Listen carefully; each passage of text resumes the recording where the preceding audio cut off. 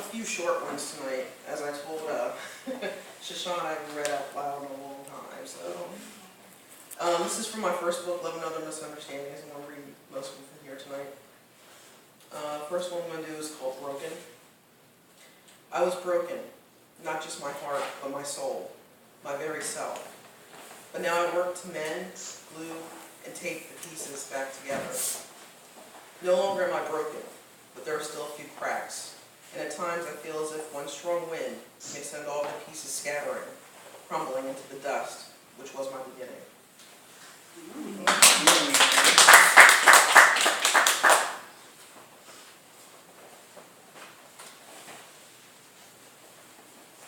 This one's called Thoughts on Paper. Are you and I more than mere thoughts on paper? More than words strung in a complex array of rhyme? Is optimism enough to make all that we feel become real, tangible, more than just the way we express the verb form of our love? The thoughts I put on paper rarely make the journey from paper to mouth to your ears.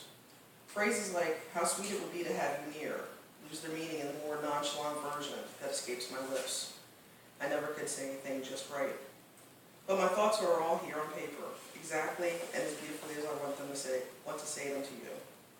Maybe one day I will be less of a coward and say all the words that would make you understand that what you are to me is more than mere thoughts on paper.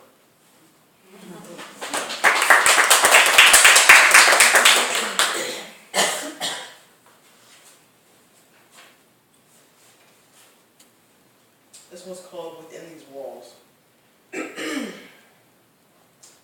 You love me within the confines of these four walls, which you call home. I love you in the warm space between your thighs, which you have implored me to call home. Do you ever envision us taking this love out before the ever eyes of passerbys? You touch me in bed, laying warm against the span of my body, lips to neck, breasts. But in the streets, you leave my hand unclaimed, my lips desolate and yearning. I vow my love to you anywhere and in any manner you invite me to. Yet you only love me within the confines of these four walls.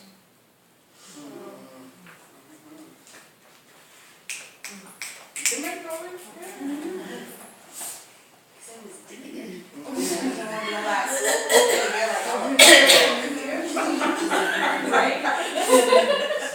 those of you that know me, I'm pretty just like quick with everything, so short, brief.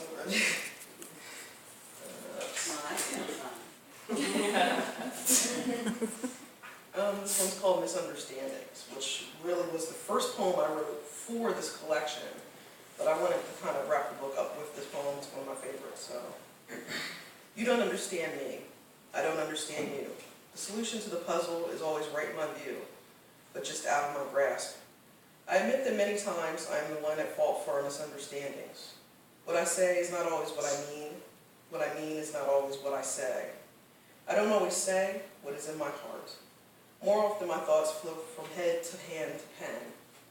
No longer is the written word as mighty as I once believed it to be, because you still misunderstand me. We are still a walking, breathing catalyst with a word misunderstood. Should I write the words in larger script, use a different method, maybe spell it out with Lincoln logs? They always stack to fit.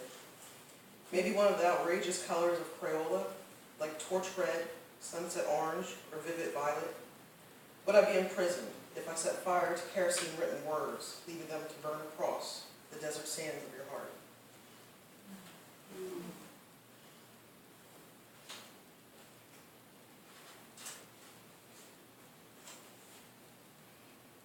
This one's entitled, I've Been a Slave. I've been a slave to her body and a slave to her emotion. I've been a slave. I carry the scars from her emotional whips, and my back is burdened with the weight of her passion. I ran through the dark marshlands of her love's abyss, as if dogs snapped at my heels. And instead of calloused and bleeding feet, I found myself standing with battered heart in hand. I've been a slave.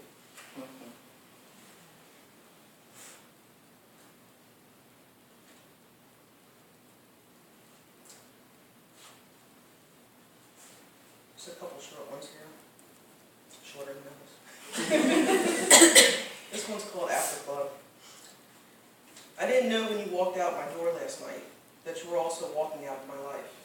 If I had, maybe I would have kissed you a little longer, held you a little tighter. Maybe I would have told you that I love you.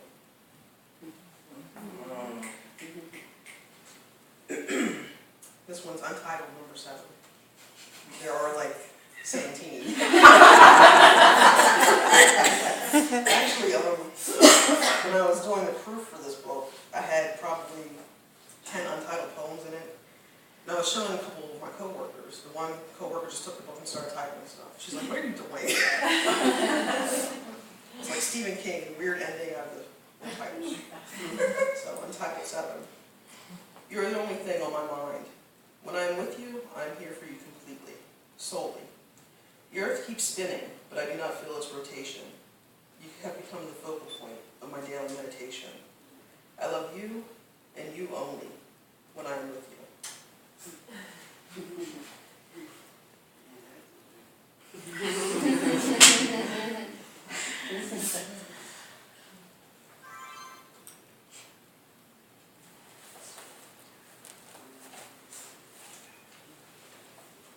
Breakup sex.